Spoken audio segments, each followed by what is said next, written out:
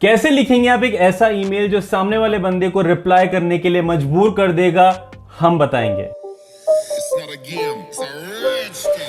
Hello everyone, मैं हूं अखिल पैसा वैसा से। अगर आपको making money online related videos में, रियल वीडियोस में इतना सा भी इंटरेस्ट है तो you should consider subscribing to this perfect channel. और आज के वीडियो में मेरे साथ में है मेरा दोस्त जो आपको पुराने वीडियो में भी दिखा था, सूरज। What's happening everybody? कैसे हो सब लोग? Hope you're all doing well. और सूरज, आप अपने चैनल के बारे में बताएंगे कि आप क्या करते हैं दोबारा से। हाँ, मैं बनाता हूँ videos about content creation, video production, photography and tech, similar to Akhil's other channel. आज हम बात करेंगे लेकिन about writing the perfect emails to ensure maximum responses और मैक्सिमम, जिसको अगर हम टेक्निकल जार्गन यूज करके बात करें तो उसको बोलते हैं cold email, cold pitching, cold email. तो यहाँ पे इस पर्टिकुलर वीडियो में हमारे पास में हैं 3 चीजें जिनके बारे में हम बात करने वाले हैं। राइट सूरज? पहली चीज कि कोल्ड ईमेल होता क्या है, दूसरी चीज कि आपको किन चीजों का ध्यान रखना पड़ता है जब आप एक कोल्ड ईमेल लिखते हैं, और तीसरी चीज एक लाइव एग्जांपल, क्योंकि बिना लाइव एग्जांपल के प्रीचिंग डेफिनेटली वर्थ नहीं होती है। तो सबसे पहली चीज सूरज हम बात करते हैं और इनके साथ में शेयर करते हैं कि कोल्ड ईमेल एक्चुअली में होता क्या है। तो जैसी मेरी अंडरस्टैंडिंग है सूरज, मुझे लगता है कोल्ड ईमेल को अगर मैं बहुत सिंपली अगर डिफाइन करूं तो वो एक ऐसा ईमेल होगा ऐसे बंदे को जिसको आप पर्सनली नहीं जानते हैं, पर आपका एक इंटेंट उसके पीछे छुपा हुआ है जो कि मोस्टली होता है commercial. Yup, perfect, spot on. क्या? तो ये एकदम सिंपल भाषा में कोल्ड ईमेल हो गया। दूसरी चीज जिसके बारे में हम अब डिटेल में डिस्कशन करेंगे वो है things to keep in mind while writing a cold email. Suraj, आप स्टार्ट करना चाहेंगे? Sure, let's go. तो पहली चीज़ आपको ये ध्यान रखना चाहिए कि सबके पास, मतलब if you are emailing somebody, उन्हें प्रॉब्ली बहुत सारे ईमेल आते होंगे, तो you always want to keep your emails to the point and you want to keep them short. मतलब इट माइट साउंड ऑब्वियस, लेकिन बहुत सारे लोग they will start telling their life story और how they got started and all of that. ज़रूरत नहीं है, keep it short. अगर 2 से ज़्यादा मिनट लगे जस्ट ईमेल पढ़ने के लिए, I feel like you have lost already. और मुझे actually Even 2 minutes is stretching just a point of difference to be very honest. मतलब मेरा ऐसा एक्सपीरियंस रहा है और मैंने काफ़ी जगह पे, काफ़ी जो बड़े बड़े पोजीशन पे जो लोग हैं उन लोगों से जो डिस्कशंस हुए हैं, अगर किसी ईमेल ने उनका अटेंशन स्टार्टिंग के 10 से 15 सेकंड में नहीं ग्रैब किया, आपका ईमेल किसी भी काम का नहीं है। और आपने काफ़ी अच्छा एक पॉइंट बोला था जो मुझे लगता है कहीं ना कहीं रेलेवेंट था, रिलेटेड टू ईमेल एटिकेट्स, जो काफ़ी लोग इंक्लूडिंग मुझे लगता है कि जब आपने पहली बार ईमेल भेजना स्टार्ट किया होगा या मैंने स्टार्ट किया होगा, प्रीटी श्योर हम लोगों ने भी वो मिस्टेक्स को काफ़ी बार रिपीट किया होगा। और जो मुझे भी या आपको भी डेली बेसिस पे जो ईमेल्स आते होंगे बाकी लोगों के साथ में, उनमें हमको काफ़ी दिखता होगा। तो आपको क्या लगता है, कुछ अगर 2 या 3 अगर हम नॉर्मल ऐसे कॉमन से ईमेल एटिकेट जो है जो लोग नॉर्मली फॉलो नहीं करते हैं, तो आपको क्या लगता है ऐसे कौन से पॉइंट होंगे? Don't include words that show that you're being desperate or something like that. So what does that mean? Things like please give me this thing और ऐसा कुछ, something और like या that. फिर ऐसे कि ये कोरोना की वजह से मेरे घर में फाइनेंशियल इश्यूज चल रहे हैं, मैं कुछ नहीं कर पा रहा हूँ, मुझे प्लीज काम दे दो। That is not to be insensitive, but not to be insensitive, लेकिन that's you should not. क्योंकि देखो बिजनेस में किसी को ना इमोशन की नहीं पड़ी। अगर किसी को काम देना है तो वो आपकी प्रॉब्लम की वजह से आपको काम नहीं देगा, आपकी कैपेबिलिटी की वजह से देगा। Exactly, your strengths, definitely an amazing point Suraj. और दूसरा मुझे लगता है जो काफी लोग ना बहुत ज्यादा ये कॉमन मिस्टेक करते हैं वो ये है कि लोगों को 2CC और BCC का डिफरेंस ही नहीं मालूम है। काफी बार क्या होता है, आपको 50 लोगों को ईमेल भेजना होता है, आप सबको CC में डाल के भेज देते हो या 2 में डाल के भेज देते हो, बाकी सबको पता लग रहा है किस किस को ईमेल गया, और आपके जो चांसेस होते हैं ना रिस्पॉन्स आने के वो जाते हैं 0। उसी के अलावा आई गेस कुछ लैंग्वेज के इश्यूज होते हैं कई बार। कुछ लोग वो SMS वाली जो लिंगो होती है ना कि वॉट की जगह पे सिर्फ WT लिख दिया, वो वाले इश्यूज भी काफी ज्यादा होते हैं। Spend time, मतलब write it out carefully with intention. और one more thing about the CC BCC point, the reason it doesn't work is because just think about it. If somebody is reaching out to you, you want to be felt special. मतलब you should feel like, okay, maybe he's reaching out only to me and not anybody else. You want to make the person feel special and you want to prove to them that you're actually interested. And this actually reminds me of our point number 2, जो कि एक मतलब ऐसी strategy है जिसको मैंने term दिया हुआ है PAIR, जहां पे P का मतलब होता है पर्सनलाइज्ड, A का मतलब होता है अटेंशन, I का मतलब इंट्रोडक्शन, और आर का मतलब हो गया रिक्वेस्ट। तो यहाँ पे ये चीज़ है ईमेल के रेस्पेक्ट में। सबसे पहली चीज़ जो अभी सूरज जो बात कर रहे थे कुछ ही सेकंड्स पहले, कि अगर सामने वाले बंदे को इंपॉर्टेंट फील नहीं होता है तो वो ईमेल उनके काम का नहीं है, which is again personalise is all about.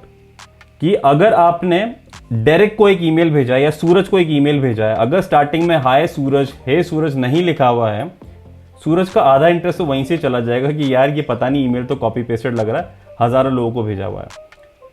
Actually true story, मतलब I get so many emails जो यूट्यूब के लिए, रिव्यू यूनिट के लिए, जो भी हो फ्रॉम कंपनीज, मतलब इट्स सच अ बिग बज़किल। अगर मेरा नाम नहीं है ना, सो हम लाइक ऑटोमेटिकली मुझे पता चल जाता है कि they have never actually clicked on any of my videos. और दूसरी चीज पेयर के मतलब ये पी जो है पर्सनलाइज, उसी के साथ में मैं एक और चीज नॉर्मली एसोसिएट करता हूं, वो की है कि आपको स्टार्टिंग के पहली लाइन में अगर सामने वाले बंदे की पर्सनल तारीफ नहीं, पर अगर मान लीजिए कोई जैसे सूरज की कोई वेबसाइट है जहां पे आप एज ए राइटर अप्लाई कर रहे हैं, अगर आपने स्टार्टिंग में ये मेंशन करा कि भाई आपको उनकी वेबसाइट के बारे में कैसे पता लगा, और उनका ये वाला आर्टिकल ने आपका काफी अटेंशन ग्रैब किया, और उस आर्टिकल का नाम डाल दीजिए वहां पे, फिर देखिए मैजिक कितना अमेजिंग होता है। सूरज को इतना अच्छा फील होगा कि यार एक तो ये बंदा मेरा रेगुलर रीडर है, तो ये सच में ना मतलब बिलीव करता है मेरी वेबसाइट में कि हाँ भाई ठीक है, he can be a right fit for my website.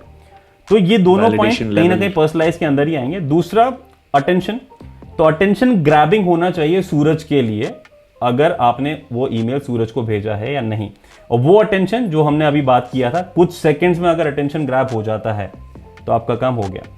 तीसरी चीज होती है इंट्रोडक्शन, जो होता है आपका इंट्रोडक्शन, जो मेल भेज रहा है उसका इंट्रोडक्शन, कि आप कौन हो, क्या करते हो, जितना क्रिस्प बता सकते हो कम से कम वर्ड्स में उतना बताइए। एंड लास्ट से रिक्वेस्ट कि आप एक्चुअली में चाहते क्या हो। अगर मान लीजिए आप एक जॉब के लिए अप्लाई कर रहे हो, अगर आप एक फ्रीलांस राइटर के लिए अप्लाई कर रहे हो, तो probably you can just mention and email को एंड करते हुए कि my you are looking to write for Suraj, और अगर वो कंसिडर करना चाहते हैं तो maybe you can schedule a meeting और समथिंग, और अगर आपको कोई पेड सैंपल अगर चाहिए तो वो भी आप कर सकते हो, जस्ट फॉर एग्जाम्पल। आप कुछ ऐड करना चाहेंगे सूरज इसमें? या going back to the thing about personalised, एक चीज़ है कि डोंट फेक एनीथिंग, मतलब keep it as genuine as possible. अगर you have not actually enjoyed their work, I would say don't reach out to them. मतलब it will show in the long term. So only reach out to people that you are genuinely interested in working with, and only take genuine examples that you have actually felt. मतलब you don't just ऐसा नहीं है कि you will go to their website suddenly पहली बार देखोगे, और you will just pick एक article just because it looks attractive to you or something like that. मतलब it should have actually impacted you positively. It should have been of value. फिर mention that in नहीं, पर सूरज यहाँ पे I just have a point of difference. कई बार क्या हो सकता है कि अगर मान लीजिए कोई ऐसी वेबसाइट है जिसके बारे में मैंने कभी पहले सुना है, पर मैंने उस पर कभी आर्टिकल्स को पढ़ा नहीं है, मैंने कुछ चेक नहीं करा, मुझे बहुत ज़्यादा डिटेल्स नहीं मालूम है, पर फिर भी I want to send them an email ताकि मैं उनके साथ में काम कर पाऊँ, मुझे ऑनलाइन पैसा कमाना है।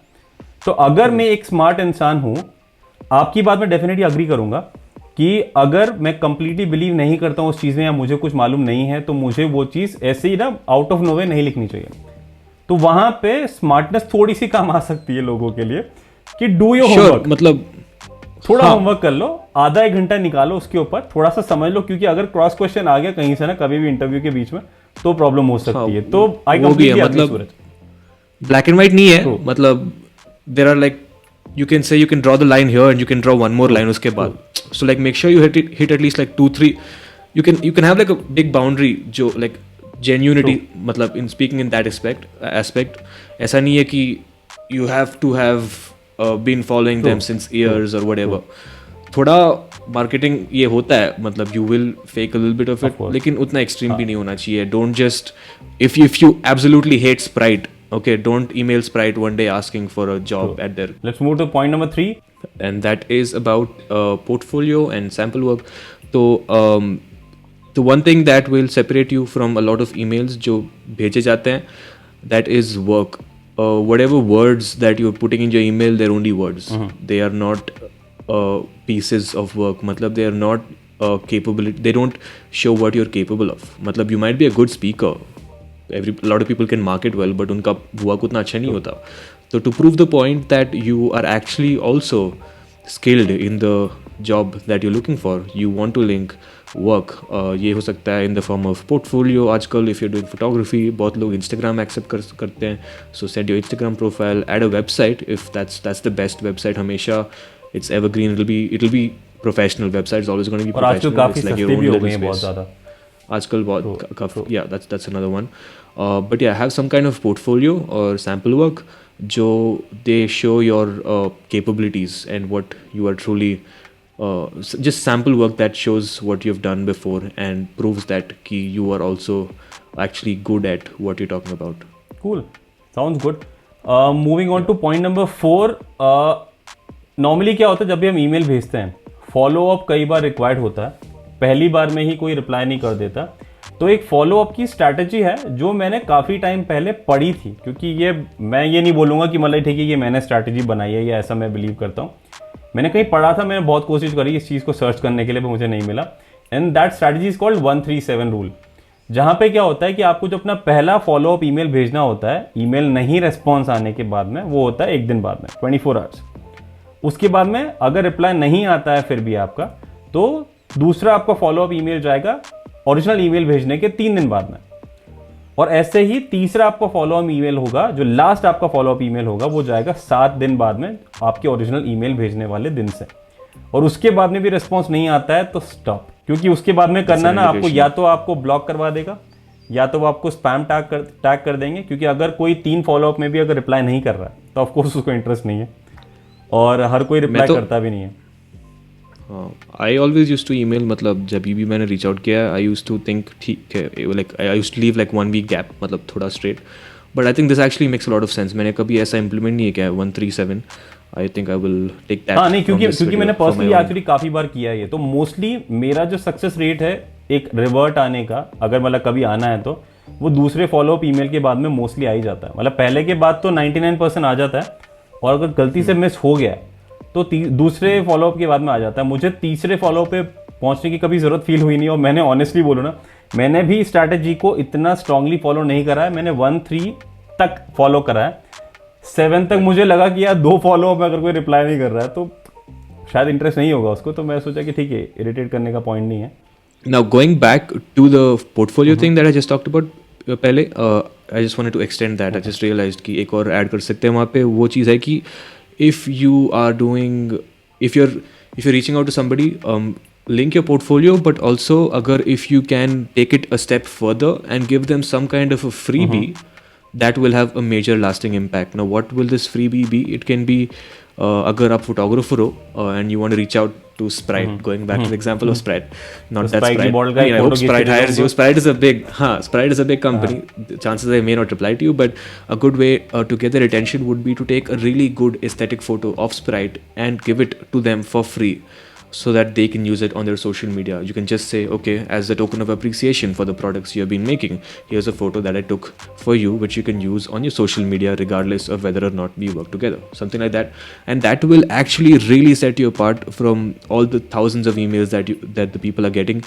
क्योंकि the world, मतलब ऐसा, I feel like nobody really does that. Nobody is taking the extra step. That's true. Nobody is going the extra mile to make the other person feel happy or feel validated. The world is, we're going into a little bit of a philosophical thing here, but like most of the people don't really give enough, they don't care enough about something to go the extra mile. And most of the people, they simply don't care enough about things. So even if you just add a little bit more extra effort. Of maybe say you showing some values और some importance to the person you are actually sending the email to.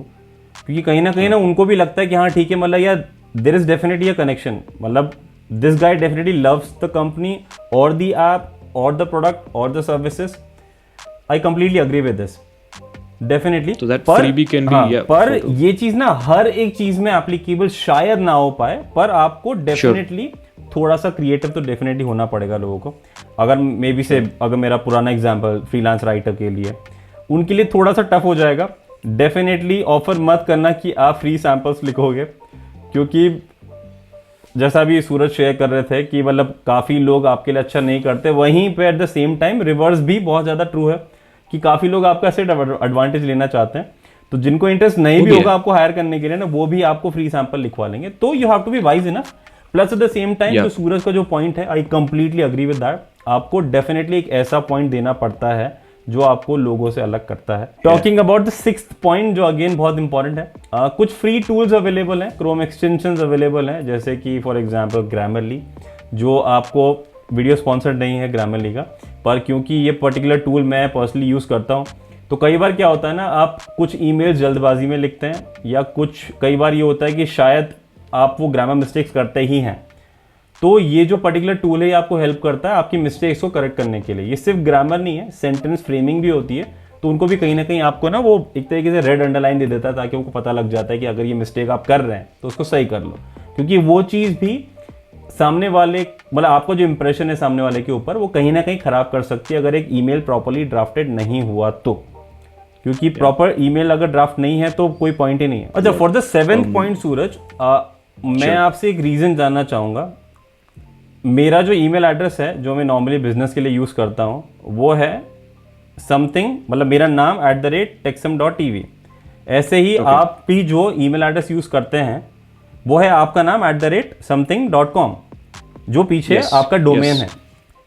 तो 7th point के लिए मैं आपसे पूछना चाहूंगा कि आपको लगता है कि अगर एक ईमेल एड्रेस something@gmail.com है, या फिर दूसरा एक कस्टमाइज ईमेल एड्रेस है जैसा आप यूज करते हैं, मैं यूज करता हूं अपने बिजनेस के लिए, दोनों में कुछ ना कुछ एडवांटेज मिलता है तो क्यों मिलता है और क्या मिलता है?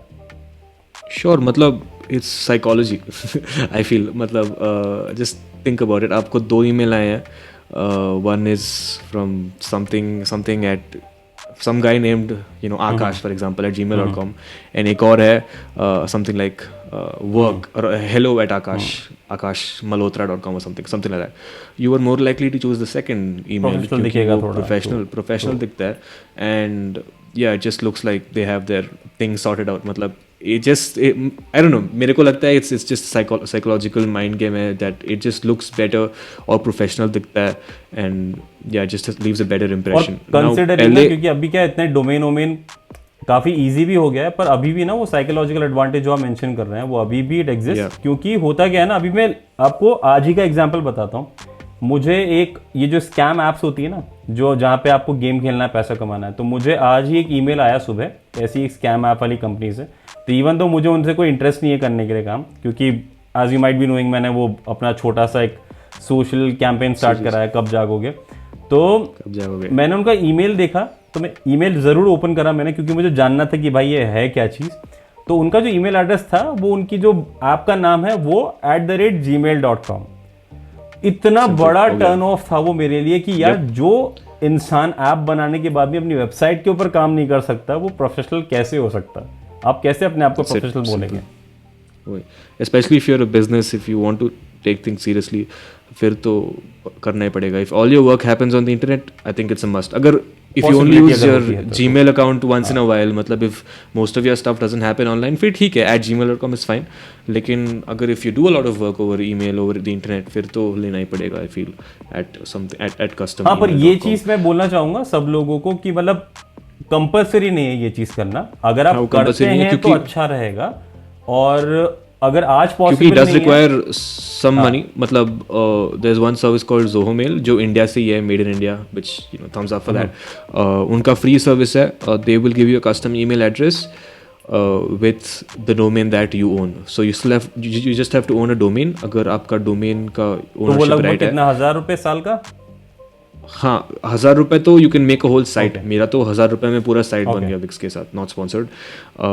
एंड उसके साथ मैं ज़ो पे गया and I shared my domain whatever, I logged in and वहाँ पे मुझे free email address, custom email address मिल गया and I use that for all my business. हाँ, तो अगर पॉसिबिलिटी होती है, अगर आपका बजट आपको अलाउ करता है ये 500-1000 रुपये का खर्चा करना, तो आप कर सकते हैं. अगर नहीं तो कोई बात नहीं, आज मत करो, 2 महीने बाद कर लेना. जब पहला डील क्रैक हो जाएगा उसके बाद में उन पैसों को इन्वेस्ट करके कर लेना.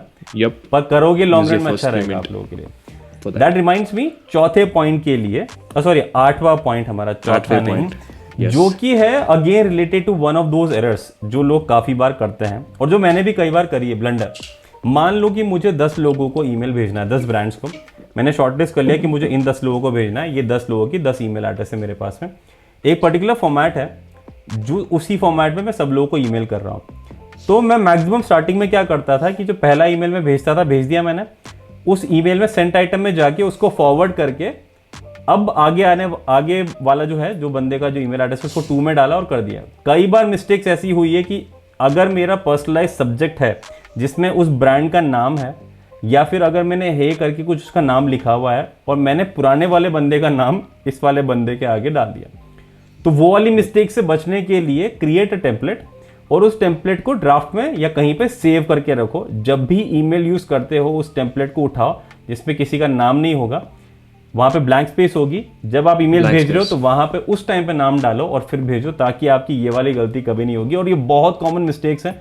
मुझे नहीं पता सूरज कि आपने ये करी है मिस्टेक्स या नहीं। या फॉर श्योर की है, लेकिन one way to make sure that you don't make the mistake, blank, don't just leave a blank space, वहाँ पे underscore.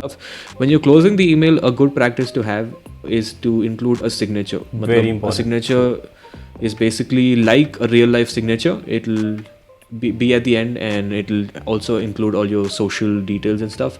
अगर उसके साथ you can also include like other cool things like I think Akhil knows more about this. हाँ, तो क्या मतलब stuff like मतलब काफ़ी सारे ऐसे आपके पास में ऑनलाइन वेबसाइट्स हैं, टूल्स अवेलेबल हैं जो आपको काफ़ी अच्छे टेम्पलेट्स देती है सिग्नेचर के लिए भी, जो आपको सिर्फ और सिर्फ जहाँ आपकी जो लिंक्स हैं वो सब आपको जो एंटर करना है वो करना है, और वो होने के बाद में सीधा कॉपी पेस्ट करना है आपको, और हो गया आपका काम। तो उसका अगर हो सकेगा, मतलब हो सकेगा क्या, मैं आपको लिंक है, कुछ लिंक्स हैं जो टेम्पलेट्स के हैं, वो आपको डिस्क्रिप्शन में मेंशन कर रहा हूँ, तो आप उसको यूज़ कर सकते हैं। और एक और चीज़ है सूरज, ये चीज़ खत्म होने के बाद में एक चीज़ हमने डेफिनेटली मिस करी है, जो हमारा लास्ट पॉइंट होगा, और वो होगा ईमेल ट्रैकर का। क्योंकि स्टार्टिंग में मैंने इस चीज़ को कभी ना समझा और ना ज़रूरत महसूस करी, क्योंकि पता ही नहीं था टू बी वेरी ऑनेस्ट कि ऐसे फ्री टूल्स भी होते हैं। पर काफ़ी फ्री टूल ऐसे हैं जो आपको ईमेल ट्रैकिंग का ऑप्शन देते हैं। सामने वाले बंदे ने आपका ईमेल ओपन करा है या नहीं करा है, कब करा है, कितनी बार करा है, वो सभी चीज़ें आपको पता लग जाती है free email tracker tools use करके। कुछ पॉसिबल जो क्रोम एक्सटेंशंस हैं और कुछ पॉसिबल टूल्स होंगे तो मैं डिस्क्रिप्शन में मेंशन कर दूंगा लिंक उनके, पर ये भी एक काफ़ी इंपॉर्टेंट चीज़ होती है। आप अभी फिलहाल के लिए कोई यूज़ करें Suraj email tracker? Yes, Newton mail. Okay, so free है? नहीं, वो पेड है। ओके, पेड है। ओके, तो पर कुछ फ्री टूल्स भी हैं, क्योंकि मैं टूल्स भी है, लेकिन आई थिंक एक्चुअली उनका वाटरमार्क आता है, आई थिंक जो फ्री टूल्स है। जैसे mailtrack.io एक है जिनका एक्सटेंशन है, हाँ, काफी पॉपुलर है, फ्री सर्विस है, पर हर एक ईमेल में नीचे उनका वाटरमार्क आता है। तो ये हो गए 10 पॉइंट्स जो सूरज, जो मुझे लगता है कि काफी हेल्पफुल होंगे आप लोगों के लिए अगर आप इन चीजों का स्ट्रांगली अच्छे से ध्यान रखते हैं। तो दिस ब्रिंग्स अस सूरज एक और चीज जो हमें इस वीडियो में बात करनी है, जो कि है एक लाइव एग्जाम्पल के साथ में हम कोशिश करते हैं समझाने की, जो हमने बात करी है, जो पॉइंट्स बताए हैं, एक लाइव एग्जाम्पल के साथ में शेयर करते हैं कि ये लोग कैसे कर सकते हैं, क्या कर सकते हैं और किस तरीके से कर सकते हैं। तो मैं एक ईमेल, आपका ही एक ईमेल है सूरज, जो मेरे पास में है, तो वही मैं यहाँ पे लास्ट वीडियो लाइक ब्रीफली जो हमने डिस्कस किया था, पर हमने दिखाया नहीं था इनको। ईमेल नहीं दिखाया, तो भी क्लियर ईमेल नहीं दिखाया लास्ट टाइम, हम इनको ईमेल दिखाते हैं। ओके, तो जो आप अभी यहाँ पे ईमेल देख रहे हैं, ये है वो ईमेल जो सूरज ने, जो हमने पहले जो एक वीडियो किया था, अगर आपने वो वीडियो नहीं देखा है तो जाके देख लीजिए, link in the description of the video. तो यहाँ पे वो ये ईमेल्स हैं जो सूरज ने, सूरज कितने लोगों को आपने भेजा था? 10 लोग, 12 लोग? 12 लोग। और आपको रेस्पॉन्स कितने लोगों से आया था? 3। Okay, so this is a conversion of 25%, जो एक बहुत ही अमेजिंग कन्वर्जन है, और वो पॉसिबल हुआ एक प्रॉपर्ली ड्राफ्टेड ईमेल के जरिए। तो यहाँ पे हमने जो भी पॉइंट्स मेंशन करे हैं, आपको ऑलमोस्ट सारे पॉइंट्स यहाँ पे इम्प्लीमेंटेड नजर आ जाएंगे। सबसे पहली चीज जो अटेंशन ग्रैबिंग की अगर आप बात करेंगे, तो स्टार्टिंग में सूरज ने अपने आप को क्विक इंट्रो दिया। उसके बाद में सूरज ने मेंशन किया कि अगेन जो हम बात कर रहे थे पर्सनलाइज करने के लिए, तो जो उनकी ऐप का नाम था वो यहाँ पे डाला और सभी चीज़ उन्होंने मेंशन करी यहाँ पे। उसके बाद में ये क्या ऑफर कर रहे हैं, उसके बाद में इन्होंने मेंशन करा। और अगर बात करें इनके लिंक्स की, तो वो यहाँ पे मेंशन्ड है, इनकी वेबसाइट यहाँ पे मेंशन्ड है, और ये क्या चाहते हैं वो यहाँ पे मेंशन्ड है। तो सूरज, आप कोई स्पेशल चीज़ यहाँ पे बात करना चाहेंगे जो? श्योर, हाँ, पहली बात, इन द in the उसको क्या बोलते हैं, तो hello there, what's that called, मतलब the intro salutation, हाँ, whatever. Salutation, yeah. तो I would have preferred to include a name there, मतलब if you can include a name to that, लेकिन यहाँ पे मुझे इंसान का नाम नहीं पता था, so that's why hello there. Second, in the first paragraph, I hope you're doing well, that I just include as a general human element in all my emails.